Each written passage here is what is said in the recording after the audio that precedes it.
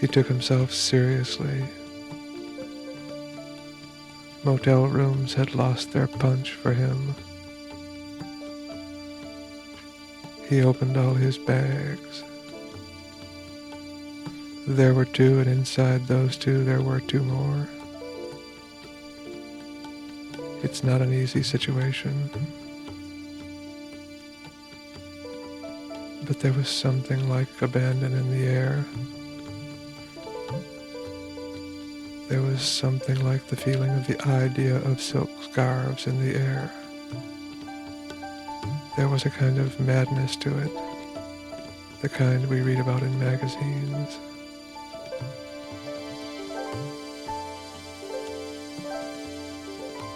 One of the bags contained a bottle of liquor, a sure sign of thoughtfulness about who one might have been. He poured himself a small drink in a fluted plastic glass sans ice. He thought to himself, if I were from the big town, I would be calm and debonair. The big town doesn't send its riffraff out.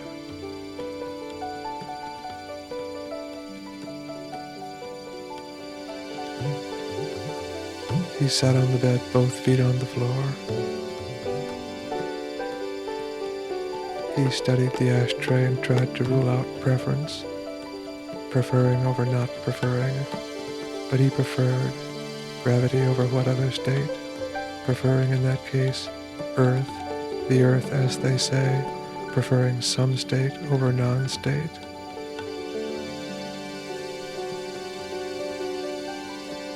Now he grips himself with determination, even knowing that it causes sadness. He is determined to be what? He is determined to be serious.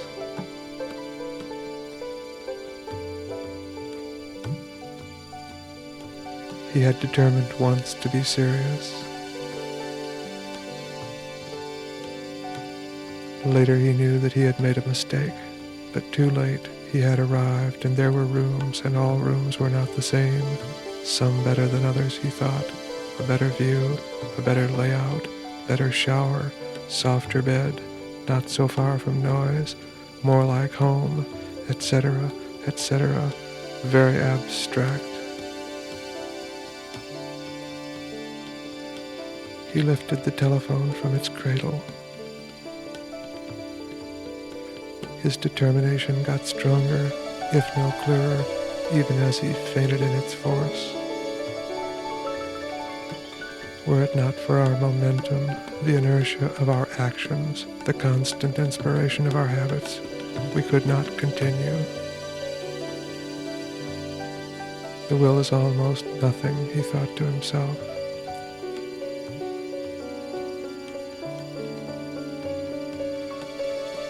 At the sound of the first ring, he hung up.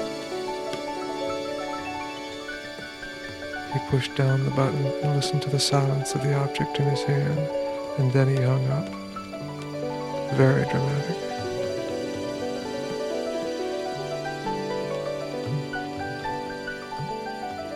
The phone rang immediately. 1, 2, 3, 4, 5, 6, 7. He brings this cloud of conditions with him.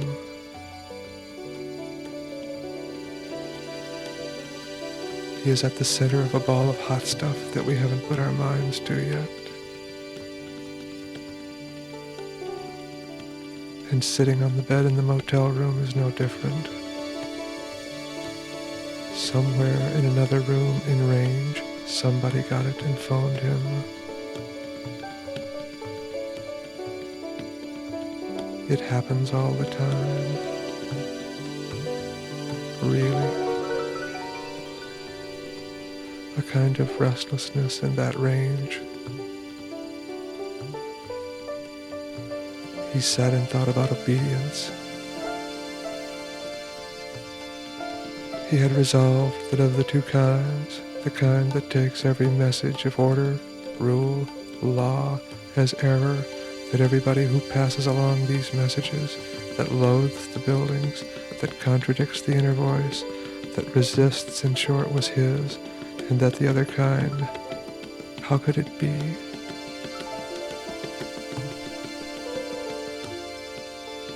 He wasn't happy with the world. He worked with the forwardness and the backwardness. He worked with what things are ahead of us and with what things are behind us. I guess the other kind would be to work with things that are alongside, the attachments.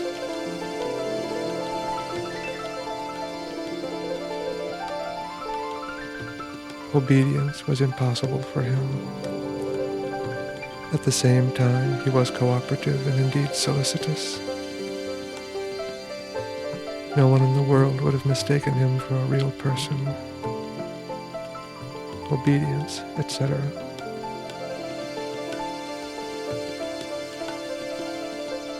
The other kind works with the things that are of the alongside us, the attachments. At the same time, he was cooperative. The numbers on the telephone, the parts of the book, the notes of the scale, they are the same, are they not? They come from the sameness of the idea of the outsideness, not the alongside the outsideness, the differentness.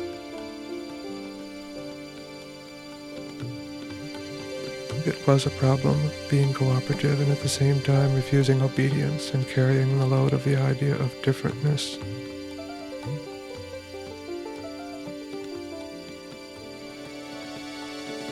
He wants. He handles himself in the morning. It's just like for every other man. The fantasy is the distance, the reluctance, the reticence, the otherness. The fantasy is the uncleanness. So getting up gets to be a problem for a sensitive person like him. The problem is to run that gauntlet again. Remove problem. Remove gauntlet. Remove run. Remove is to. Remove the. Remove that. Leave this. Make this whatever. He lights the motel room with a slightly blue body light. When he is alone, he forgets sometimes to walk. He just moves. Sometimes they touch, sometimes they don't, and everything in between. As sometimes he forgets to combine talk with thinking, and just thinks, or just talks.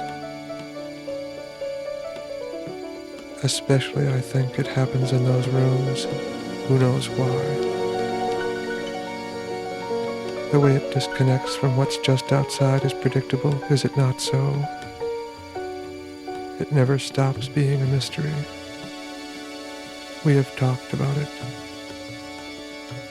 When he says hello, you hear a long whining sound, which is his voice and the hello. It is as different from whatever, the way one might remember, as a sound a cat would make. He is not unusual in this, I think. He is absolutely uninhabitable. A thankless star. Remove star. Remove thankless. Remove a. Replace with. He has a special way of speaking, but it seems only to make him more like other men.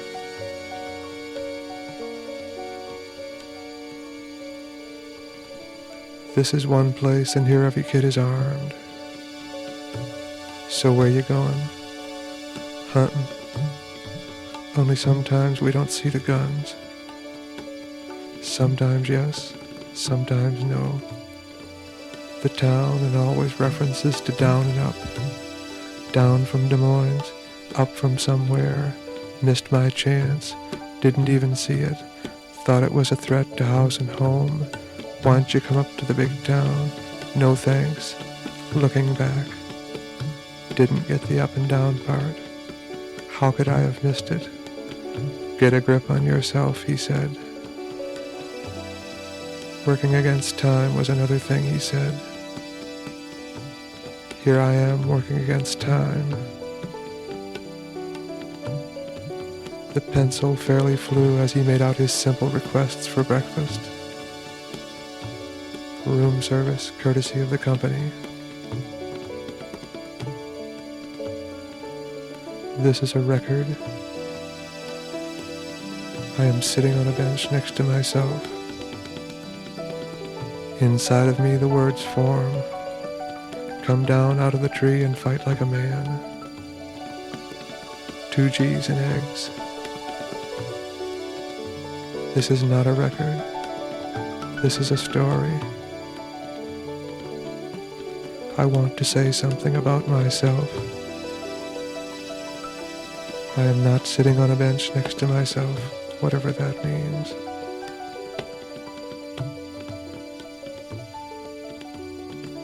I am a city of habits. I am completely knowable in every way. I recognize superstition in every form. The anger of the words wakes me in the dream of myself. I imagine there are 2 men on the bench. The exchange between them will not be seen. They will not put it forth to be seen. And if I make something of the situation to show a difference between the 2 men, the difference will distract the true onlooker. But the film fogs, you know. 1 G in fogs. And add a dish of prunes if they are in season. The men are in the park in the small Midwestern town. That is, the bench is in the park. We know from what is past that the men are on the bench. They are old by doctor's standards. The park graces the courthouse of the county. The courthouse has about it the simple air of failure. An abandoned outpost. The park has sidewalks, fences, trees, grass, and a statue of a man and a horse at war. Or ready for war. They are alone with their intentions. The sculptor has made the horse look stupid. The man's jaw is firm. The time is late morning and early summer. The sun shines. In this scene there are 2 shots. The park and all its details, frozen, broken on the right edge, sometimes up to 2/3 across the frame by the body of a person, very close, blurred, moving almost rhythmically. We have just begun and already we are stuck, working against time, as they say. The camera is obsessed with what it sees. The park, the ragged edge. Nothing moves except the edge. The edge moves. It's as if there is no other place. His mind races. 1 G in fogs. 2 G's in eggs. When the 2 men spoke, they spoke about permanence and impermanence. They noted that there were certain things which were impermanent, and other things to which the term impermanence did not apply. Thus they came to make a great division between that which is impermanent and that which is permanent. Everything in this transitory category turned out to be the particulars of our existence, and these were divided into physical, mental, and others which were neither physical nor mental. Among those particulars which were neither physical nor mental, they listed attainment, aging, and coincidence. On the permanent side of this great division of reality was a notion they referred to as space, and by that term they meant neither conceptual space nor space as given by our senses. They meant connections.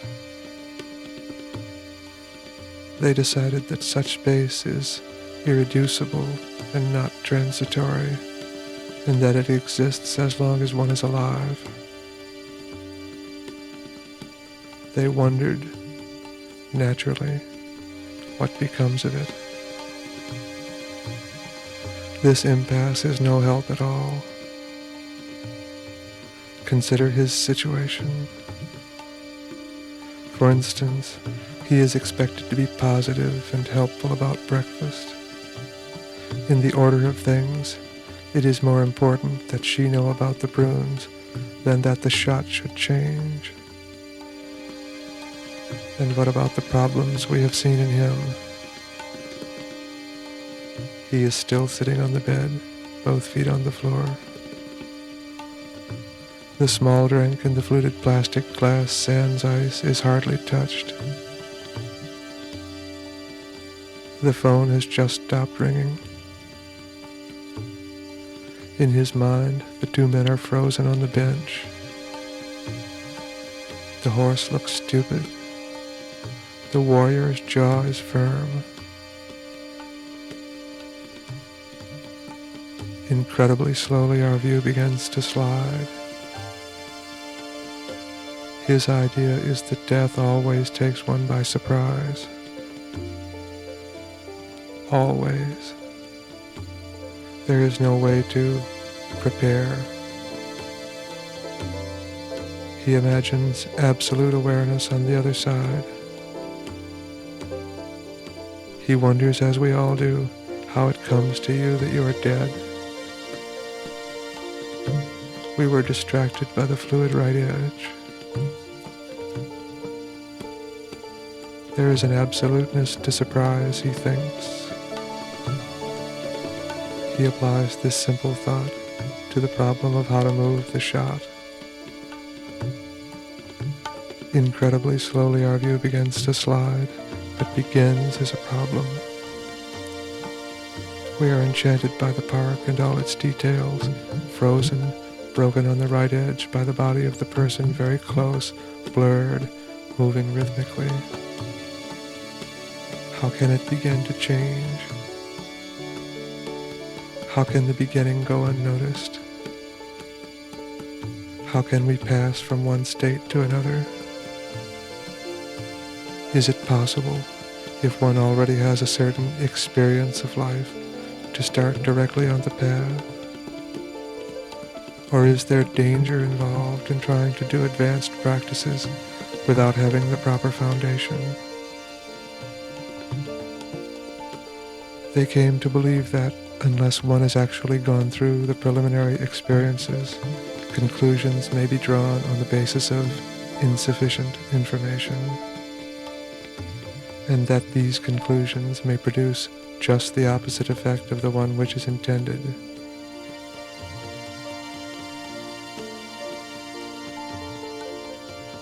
In other words, one never knows. And so the view begins to slide anyway, as they say, sliding eastward, turning eastward. The particulars moving left to right across the frame. A parade of sorts And it comes to rest, finally, on the road, the street that holds the park.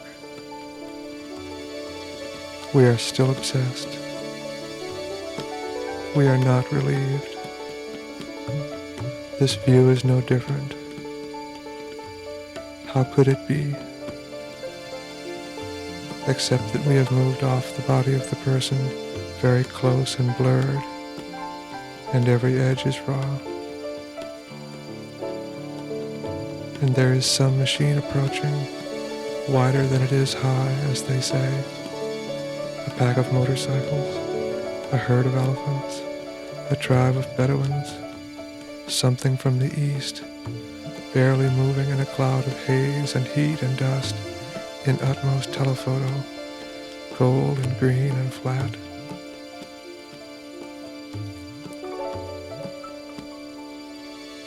The idea of the slit, the eye of the needle.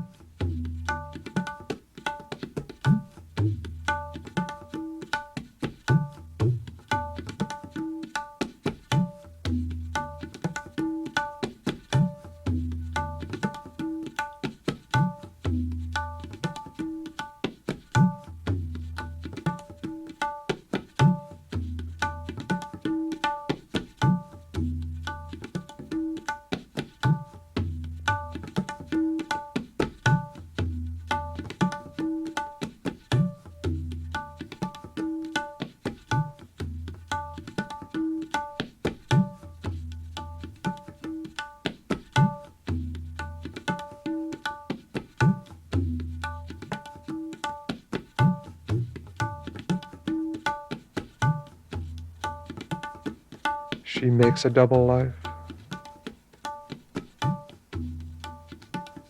She makes two from one and one. She makes a perfect system every day. She makes it work. She stands there in the doorway of her mother's house, looking at the grass and sky and at where they meet, never once thinking thoughts like, "It's so like a line," or "The difference is so powerful," or "Which way shall I take to leave?" My mind turns to my breath. One. My mind watches my breath. Two. My mind turns and watches my breath. Three. My mind turns and faces my breath. Four. My mind faces my breath. Five. My mind studies my breath. Six. My mind sees every aspect of the beauty of my breath. Seven. My mind watches my breath soothing itself. Eight. My mind sees every part of my breath. 9. My breath is not indifferent to itself. 10. She never thinks of possibility or of how probable it is that they have come together. Those thoughts never enter her mind. Nor do thoughts of sports. She has no desire to improve her muscles. For her, piano playing is the only mystery. It's so beautiful, and how they do it, no one knows.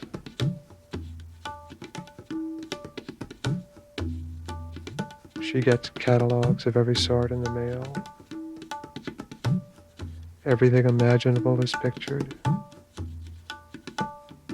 She finds her way among the pictures without hesitation. She is not afraid of happiness. She is entirely without shame. The numbers are made of rubber or something like that. They stretch. They never lose their shape. They are ageless. They don't need repair. They need attention and respect. She thinks about two things that I know of. One is elevation, and that comes clothed in light, so to speak. She loathes the dark. She sleeps in light. She likes highness. 4,128 feet here. 4,218 feet there. And the body of the house itself. $14.28 here. $48.12 there. The other is proportions. Coincidence isn't a mystery to her. The margin is always wide enough. 42 or 40 with 20 is always 62 or 60. And I mean 42 with 20 can be 60 as well as 62. And the other way around. Just as 10 and 20 can be 32 or 30. Or 12 and 20 can be 30. She stands there in the doorway of her mother's house and thinks these thoughts. That $14.28 is more attractive than $14 because of the 28. No one likes or dislikes zeros.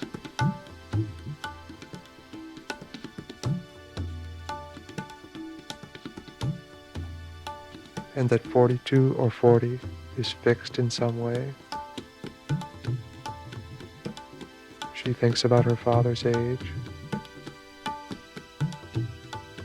She does the calculation one more time. She remembers 62.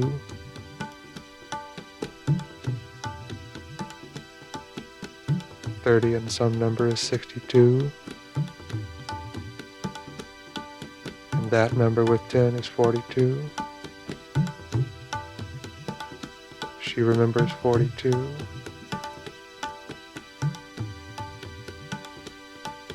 Remembers is the wrong word. She dwells on 42. She turns and faces it. She watches. She studies it. It is the key. The mystery of the balances is there. The Masonic secret lies there.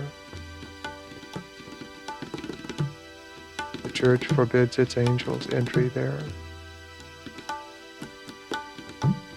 The gypsies camp there.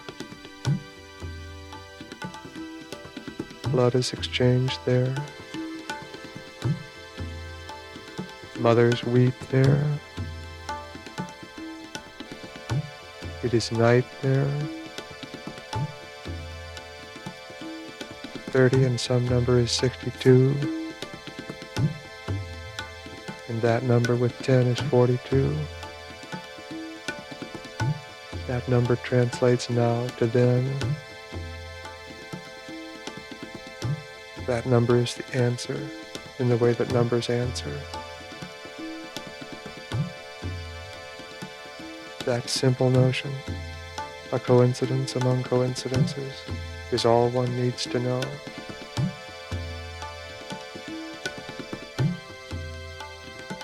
My mind turns to my breath. My mind watches my breath. My mind turns and watches my breath. My mind turns and faces my breath. My mind faces my breath. My mind studies my breath. My mind sees every aspect of the beauty of my breath. My mind watches my breath soothing itself. My mind sees every part of my breath. My breath is not indifferent to itself. She waked at 10. She remembers 10. She left the dark at 10. She waked in light.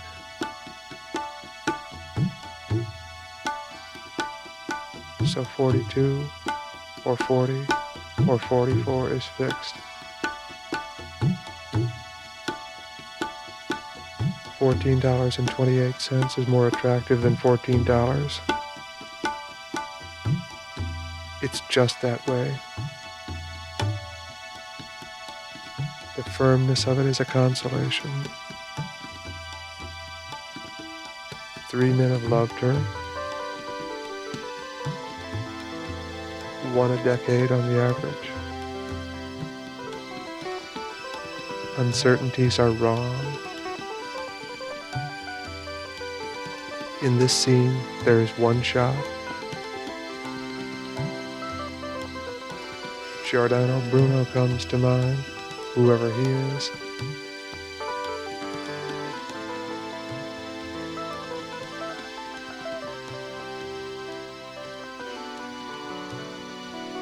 She is in the doorway of her mother's house. She faces south. We see it 2 ways. First is the house behind her and the great northern constellations. She looks away from difference and discrepancy. Magnetic north, true north, the North Star path. It's too like the calculations, except that 10 and 42 are fixed together. We are looking west. She is on the right edge of the shop. She is Earth. We are the sun. People are gathered in the backyard. This is the celebration of the changing of the light. They do it as often as they can in summer. They come to talk. They pass the time. They soothe their thoughts with lemonade. They say things like, she never had a stitch that she could call her own, poor thing. And Carl's still president over at the bank, ain't he? And now if I was doing it, and she didn't cook much, never really had the time, you know. And I wouldn't say that, not at all.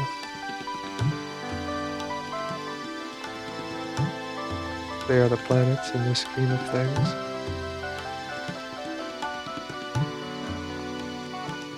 Giordano Bruno shot.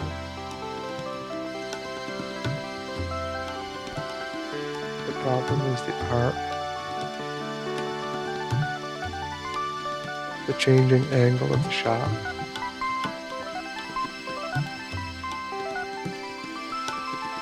It defies geometry. The drawings of a geocentric solar system, when we meet them in the books, make us avert our eyes. Heresy is heresy. We make one great weird curve from the east edge of the backyard, looking west. She is on the right edge of the shot. Across, following the equator of the backyard, to the west edge, looking east. Now she is on the left edge.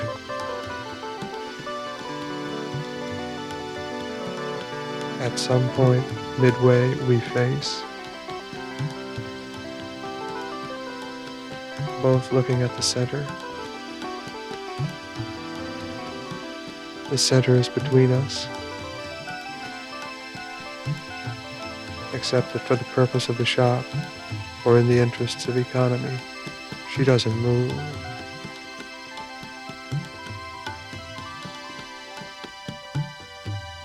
She is standing in the doorway of her mother's house,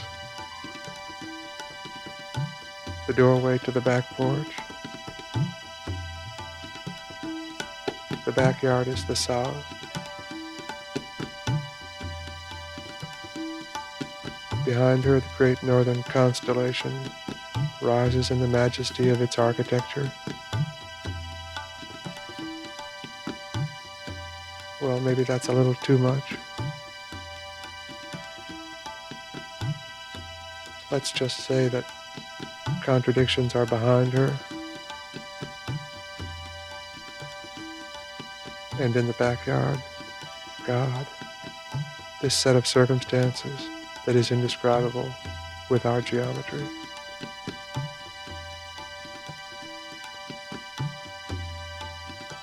A picnic of sorts. A celebration of the changing of the light.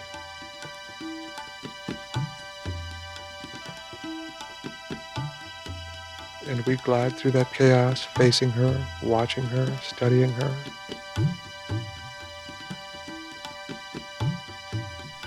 Not circling her, remember.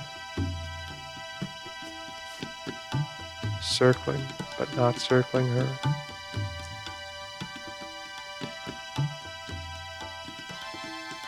She is circling.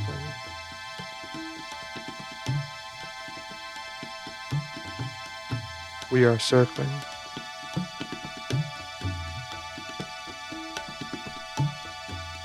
Now she is on the left edge.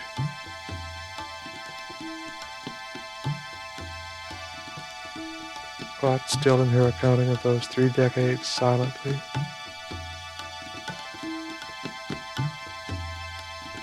She is so beautiful.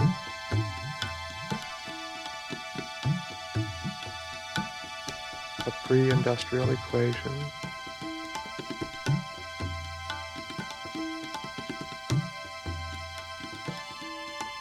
God, this is sentimental.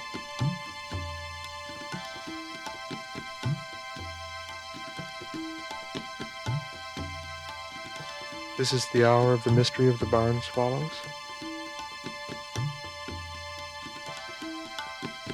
One, where do they go in daytime?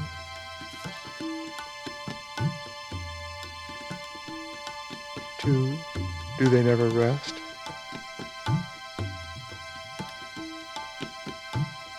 3, when you buy them in the store, made in China, on the end of strings, they do exactly what they do alive.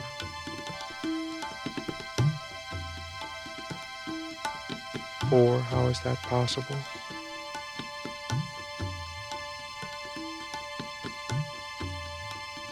The idea of the changing center is not in anything we make. Our toys run down. On the other hand, of course, the Chinese are said to not take pictures, at least not of the outside.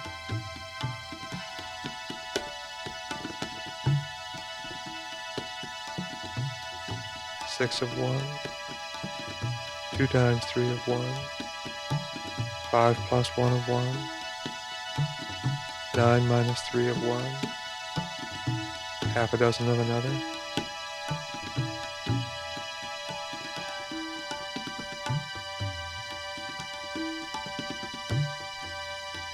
It would be perfect if, as we made the great curve through the heavens of the backyard, providentially or accidentally, depending on your point of view, each of the planets would move exactly in the path and at the speed and with the purpose of the expression of the other idea.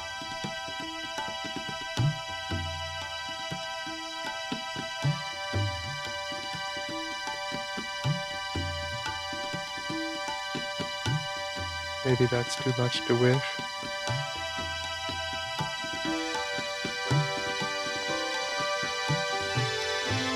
Giordano Bruno.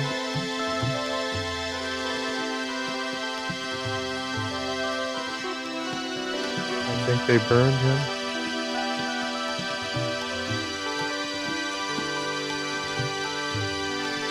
He was too positive.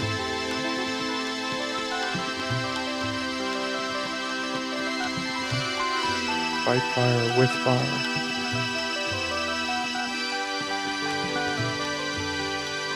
In this shot, he is wrong about the larger order, whatever that means.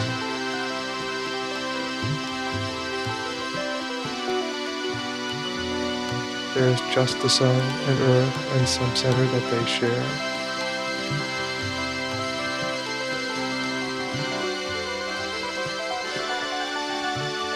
All other facts in this heaven, 1 has climbed a tree, 2 are eating watermelon, 1 always says it's getting late, 1 succeeded at the plant, 1 works at the bank.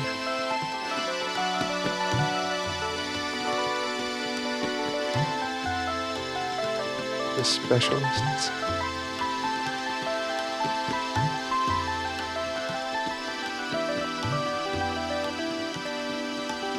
They are just straight lines seen wrong.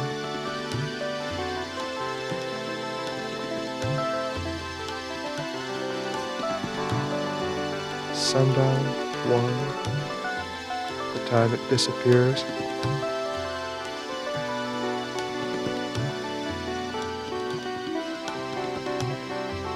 Gloaming, 2, the twilight, dusk.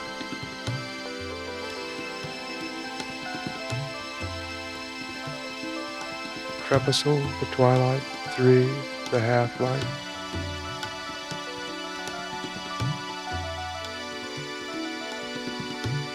Twilight, 4, pale purplish blue to pale violet, lighter than dusk blue.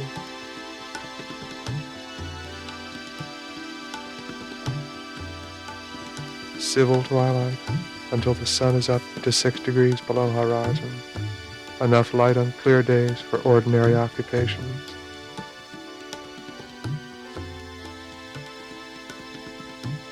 Nautical twilight, until the sun is up to 12 degrees below horizon.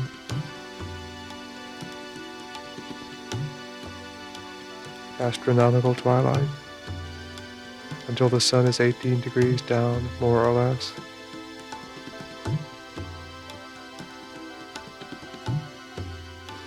Clair de lune, 5, greener and paler than dusk.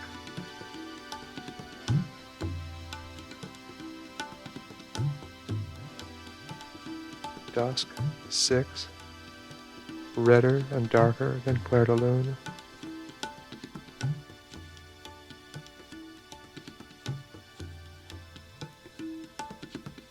Dear George,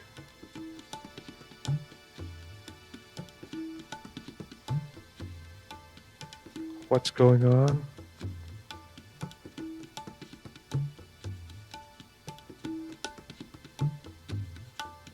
I'm not the same person that I used to be.